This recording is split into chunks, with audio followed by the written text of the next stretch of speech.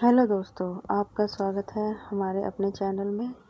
तो हम बुक पढ़ रहे थे रिच डैड और पुअर डैड, जिसका हम सेकंड चैप्टर का फर्स्ट पार्ट कंप्लीट कर चुके हैं।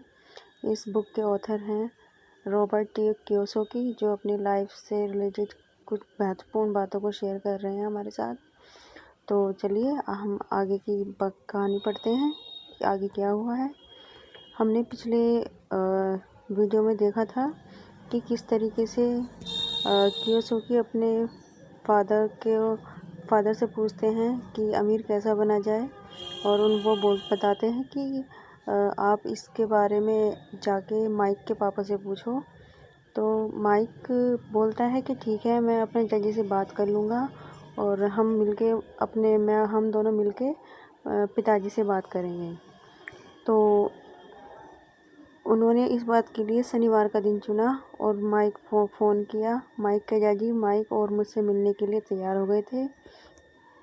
शनिवार की सुबह 7:30 बजे मैंने शहर के दूसरे हिस्से में जाने के लिए बस पकड़ी। मैं तुम्हें 1 घंटे के 10 सेंट दूंगा। 1956 की तनख्वाह के हिसाब से भी 10 सेंट प्रति घंटे का वेतन कम था। माइकल और मैं सुबह 8 बजे उसके डैडी से मिले।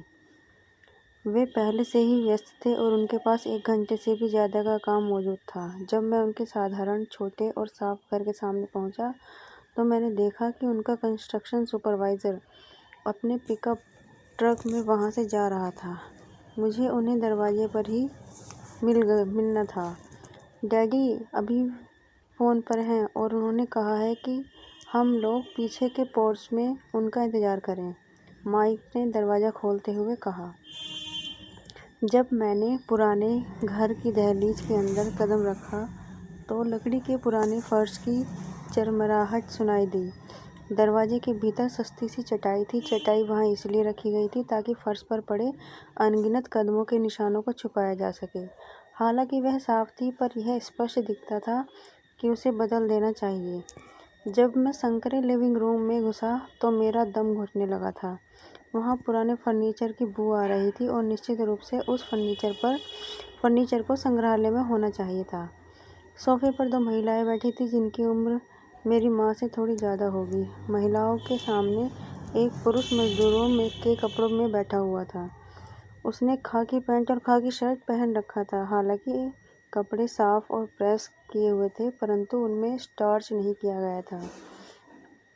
उस आदमी की उम्र मेरे डैडी के लगभग 10 गुना ज़्यादा होगी, शायद 45 साल।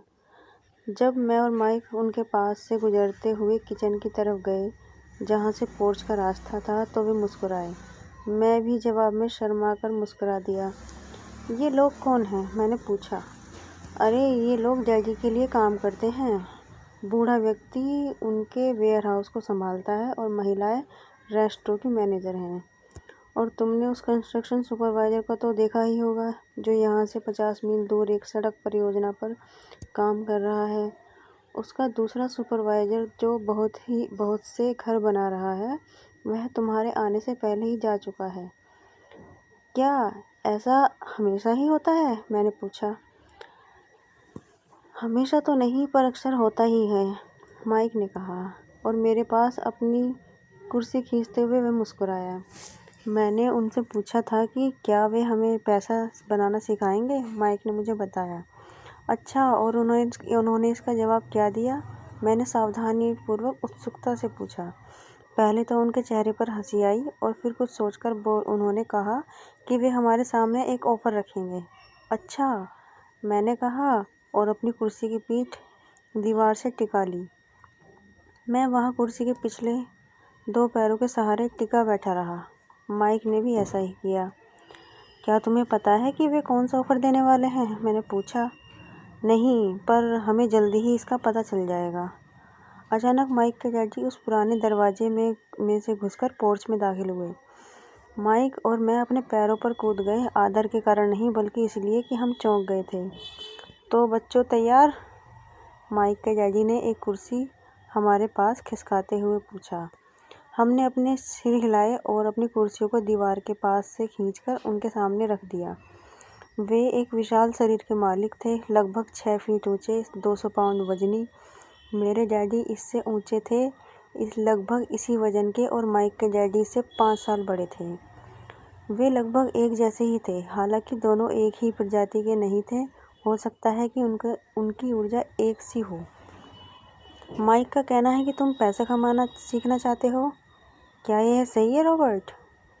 मैंने तत्काल सहमति में अपना सिर हिलाया, हालांकि मुझे थोड़ा सा डर भी लग रहा था। उनके शब्दों और मुस्कुराहट के पीछे बहुत ताकत थी। यह रहा मेरा ऑफ़र।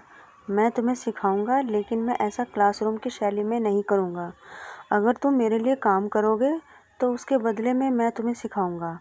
तुम मेरे लिए काम नहीं करोगे तो मैं तुम्हें नहीं सिखाऊंगा।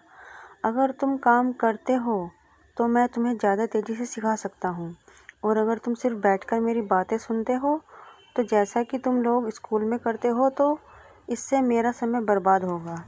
यह मेरा ऑफ़र है, इसे या तो मान लो या फिर वापस लौट जाओ।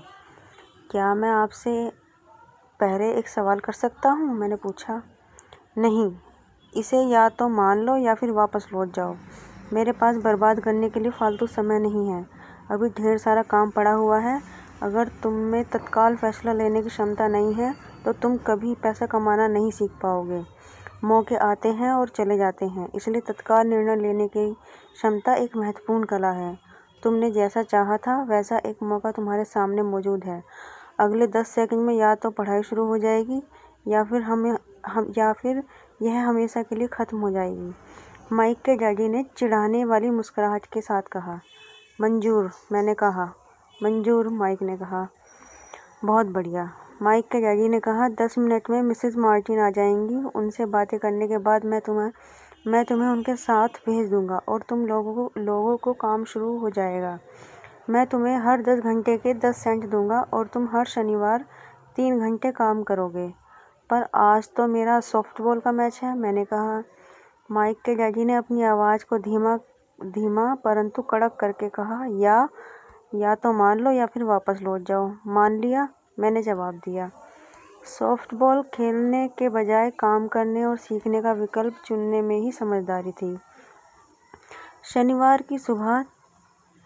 की खुशनुमा सुबह 9 बजे माइक और मैं मिसेस मार्टिन के साथ काम कर रहे थे। वे एक दयालु और धैर्यवान महिला थी। वे हमेशा कहा करती थी कि माइक और मुझे देखकर उन्हें अपने दोनों बच्चों की याद आती है, और जो बड़े हो गए थे और दूर चले गए थे। हालांकि वे दयालु थी, परंतु वे कड़ी मेहनत में विश्वास करती थी, इसलिए वे हमेशा काम में जुटाए रहती थी।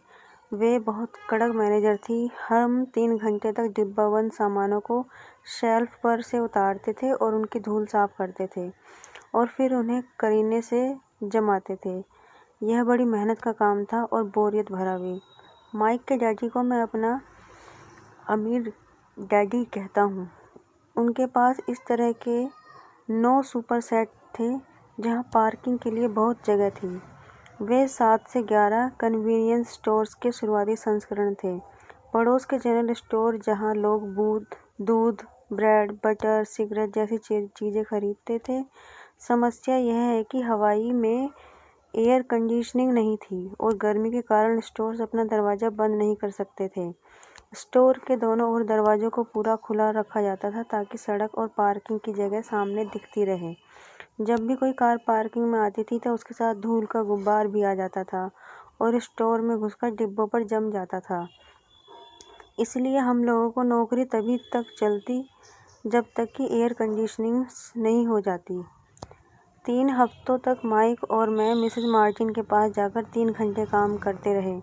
दोपहर तक हमारा काम खत्म हो जाता था और वे हम में से हर एक के हाथ में 3 छोटे सिक्के डाल देती थी।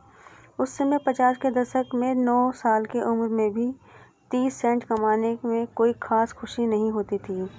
तब कॉमिक्स की कीमत 10 सेंट हुआ करती थी, इसलिए मैं अपनी कमाई को कॉमिक्स पर खर्च कर देता था और घर लौट जाता था। चौथे हफ्ते के बुधवार तक मैंने काम छोड़ने का मन बना लिया था। मैं सिर्फ इसलिए काम करने के लिए तैयार हुआ था क्योंकि मैं माइक के डैडी से पैसा कमाना सीखना चाहता था। इसलिए मैं 10 सेंट प्रति घंटे की गुलामी कर रहा था, और सबसे बड़ी बात तो यह थी कि उस पहले शनिवार के बाद से मैंने माइक के डैडी को देखा तक नहीं था। मैं काम छोड़ रहा हूँ, मैंने लंच के समय माइक से कहा। स्कूल लंच बड़ा निराशाजनक था। स्कूल भी वाव था और अब तो मेरे पास शनिवार भी नहीं थे जिसके मैं इंतज़ार कर सकूं। परंतु 30 सेंट के कारण मुझे धक्का पहुंचा था। इस बार माइक मुस्कुराया। तुम किस बात पर हंस रहे हो? मैंने गुस्से और कुंठा से पूछा। डैडी ने कहा था ना कि ऐसा ही होगा। उन्होंने कहा था कि जब तुम काम छोड़ने का फैसला कर लो तब वे तुमसे मिलना चाहेंगे। क्या? मैंने आवेश में पूछा। क्या वे मेरे उकता जाने का इंतजार कर रहे थे? कुछ, माइक ने कहा। मेरे डैडी जरा अलग किस्म के हैं। उनके सिखाने के तरीका तुम्हारे डैडी के पढ़ाने के तरीके से बिल्कुल अलग है। तुम्हारे मम्मी डैडी बहुत बातें करते हैं। तुम्हारी तरह मेरे डैडी बहुत कम बोलते हैं। तुम सिर्फ इस शनिवार तक इंतज़ार कर लो। मैं उन्हें बता दूंगा कि तुमने काम छोड़ने का फैसला कर लिया है। इसका मतलब यह है कि मेरे साथ नाटक खेला गया है? नहीं, ऐसा नहीं हुआ है। पर शायद हो सकता है डैडी शनिवार को इसके बारे में समझाएंगे। मैं उनका सामना करने के लिए तैयार था। यहाँ तक कि मेरे असली डैडी भी उनसे नाराज़ थे। मेरे असली डैडी, जिन्हें मैं गरीब डैडी कहता हूँ, यह मानते थे कि अमीर डैडी बाल श्रम कानूनों का उल्लंघन कर रहे हैं और इस पूरे मामले की जांच होनी चाहिए। मेरे पढ़े लिखे डैडी ने मुझसे कहा कि मैं सही तनख्वाह मांगूं, कम से कम 25 सेंट प्रति घंटा। मेरे गरीब डैडी ने मुझसे कहा कि अगर मेरी तनख्वाह नहीं बढ़ती है तो मुझे तत्काल नौकरी छोड़ देनी चाहिए। और वैसे भी तुम्हें उस घटिया काम की कोई ज़रूरत नहीं है, मेरे गरीब डैडी ने झल्लाकर कहा। शनिवार को सुबह 8 बजे मैं एक बार फिर माइक के घर के उसी पुराने दरवाजे के अंदर घुस रहा था। कुर्सी पर बैठो और लाइन के इंतज़ार करो, माइक के डैडी ने मेरे घुसते ही कहा। फिर वे अंदर जाकर अपने छोटे से ऑफिस में बैठ गए जो बेडरूम के पास था। मैंने कमरे में चारों तरफ देखा परंतु मुझे माइक नहीं दिखा। अजीब सा महसूस करते हुए मैं उन्हीं दोनों महिलाओं के बगल में बैठ गया जो मुझे 4 हफ्ते पहले वहीं मिली थी। वे मुस्कुराई और सोफे पर थोड़ी सी खिसक गई ताकि मैं बैठ सकूं। 45 मिनट गुजर गए थे और मैं उबल रहा था। दोनों महिलाएं उनसे मिलकर तकरीबन 30 मिनट पहले वहां से जा चुकी थी। एक बूढ़ा सा आदमी वहां 20 मिनट तक बैठा और फिर वह निकलकर चला गया। पर घर खाली था और हवाई में खुशनुमा सुबह को मैं सीलन भरे अंधेरे लिविंग रूम में बैठा हुआ था और इस बात का इंतज़ार कर रहा था कि एक लालची और बच्चों का शोषण करने वाला आदमी मुझसे बातें करे। मैं सुन सकता था कि वो फ़ोन पर बातें कर रहे हैं, इसलिए मैं इधर-उधर काम कर रहे हैं और मुझे नज़रअंदाज कर रहे हैं। मेरी इच्छा तो हो रही थी कि उस घमंडी आदमी से बिना मिले ही घर लौट जाऊं, पर किसी वजह से रुक गया।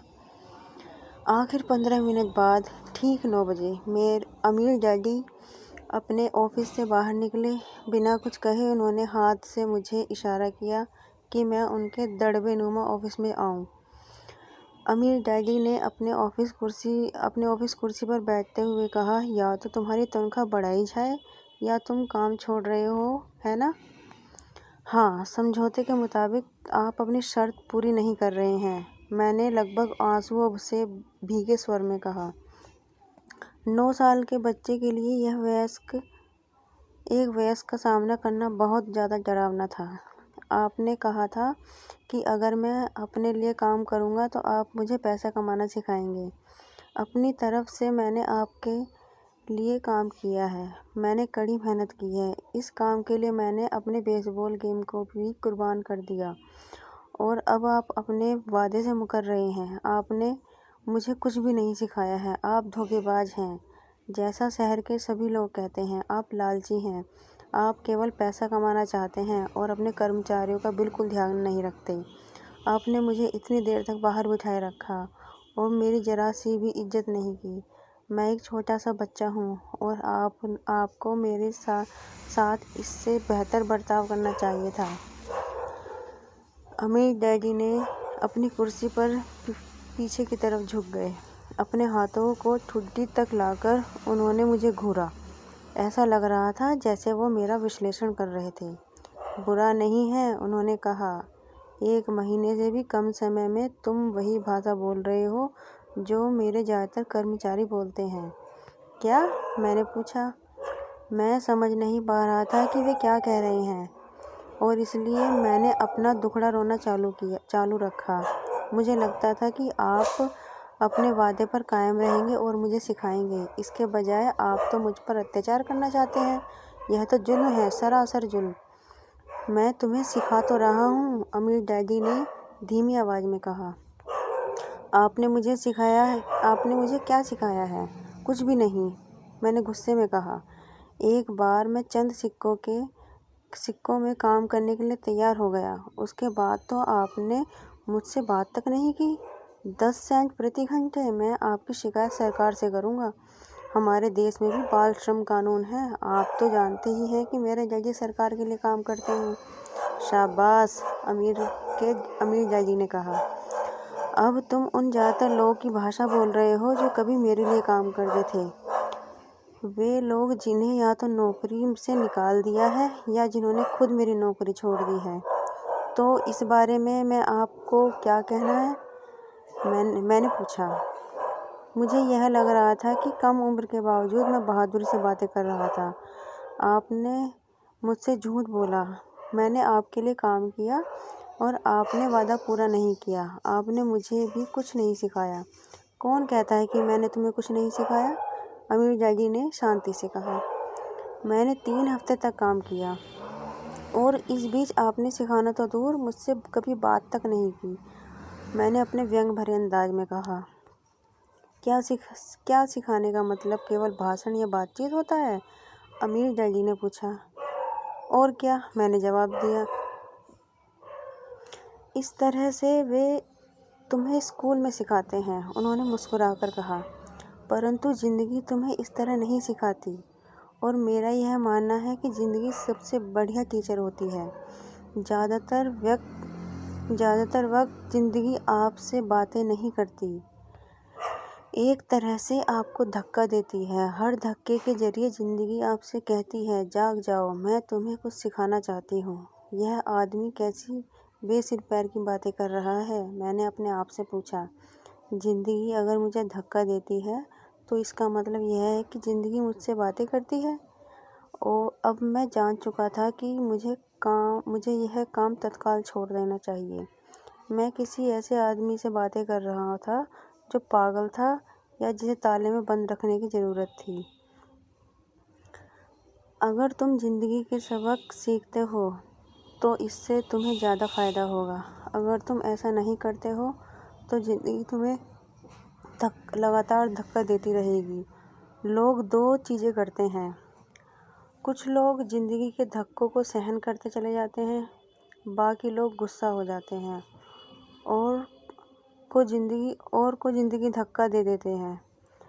परंतु वे धक्का देते हैं अपने बॉस को, अपने काम को, अपनी पत्नी को, पति को।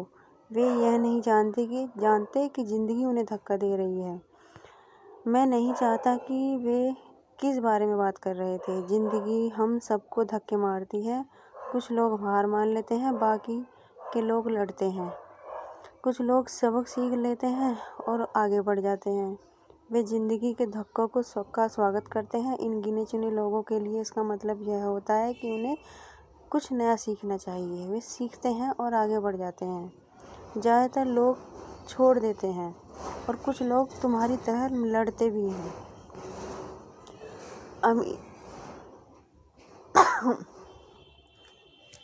अमीर डैडी खड़े हो गए और उन्होंने टूटी फूटी खिड़की को बंद कर दिया।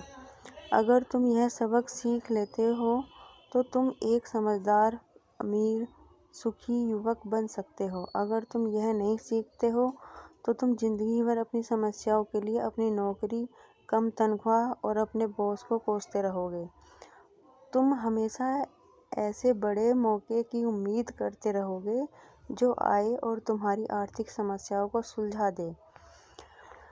अमीर डैडी ने मेरी तरफ देखा कि क्या मैं अब भी उनकी बातें सुन रहा हूँ। उनकी आंखें मेरी आंखों से मिली। हम एक दूसरे की तरफ देखते रहे और हमारी आंखों के बीच संप्रेषण की धाराएं बहने लगीं। आखिर जब मैं उनके संदेश का मतलब समझ गया तो मैंने अपनी नज़रें झुका ली। मैं जान गया था कि वे सही थे। मैं उन्हें दोषी ठहरा रहा था, जबकि सीखने की जिद मेरी ही थी। मैं फालतू ही लड़ रहा था। अमीर डैडी ने आगे कहा, अगर आप इस तरह के आदमी हैं जिसमें हिम्मत नहीं है तो आप ज़िंदगी के हर थपेड़े के सामने हार मान जाते हैं। अगर आप इस किस्म के आदमी हैं तो आप ज़िंदगी भर सुरक्षित खेल खेलते रहेंगे, सही चीज़ करते रहेंगे और किसी ऐसे वक्त का इंतज़ार करते रहेंगे जो आने वाला नहीं है, और फिर आप एक बोरिंग बुढ़े की तरह मर जाएंगे। आपके बहुत से दोस्त होंगे जो आपकी सिर्फ इसलिए तारीफ़ करेंगे क्योंकि आप मेहनती और भले आदमी थे। आपने अपनी ज़िंदगी सुरक्षित खेल खेलने और सही चीज़ें करने में गुजार दी। परंतु सच तो यह है कि आपने ज़िंदगी के थपेड़ों के सामने घुटने टेक दिए। आप खतरा मोल लेने की कल्पना तक से डरते हैं। हकीकत में तो आप जीतना चाहते थे, परंतु आपके लिए हारने का डर जीतने के रोमांच से ज़्यादा ताकतवर साबित हुआ। अंदर से आप और केवल आप जान पाएंगे कि आपने कभी जीतने की कोशिश नहीं की। आपने सुरक्षित खेल खेलने का विकल्प चुना। हमारी नज़रें एक बार फिर मिली। 10 सेकंड तक हम एक दूसरे को देखते रहे। एक बार फिर मैंने अपनी नज़रें हटाई, जबकि मैं उनकी बात का मतलब समझ गया। आप मुझे धक्का दे रहे थे, मैंने पूछा। कुछ लोग ऐसा कह सकते हैं, अमीर डैडी मुस्कुराए। मैं तो यही कहूँगा कि मैं तुम्हें ज़िंदगी का स्वाद चखा रहा था। कैसा स्वाद? मैंने पूछा। मैं अब भी गुस्सा था, परंतु अब मेरी जिज्ञासा जाग गई थी। अब मैं सीखने के लिए भी तैयार था। तो दोस्तों, आज का हम ये सेकंड चैप्टर का सेकंड पार्ट यहीं समाप्त करते हैं। कल हम इससे आगे की पार्ट को शुरू करेंगे। कैसा लगा आपको अभी तक का ये चैप्टर? बताइएगा कमेंट में। मेरे साथ बने रहने के लिए आपका शुक्रिया। अगर आपको अच्छा लगा हो तो चैनल को लाइक करो, सब्सक्राइब करो। Thank you so much. मिलते हैं कल नेक्स्ट वीडियो में। Thank you. हेलो दोस्तों।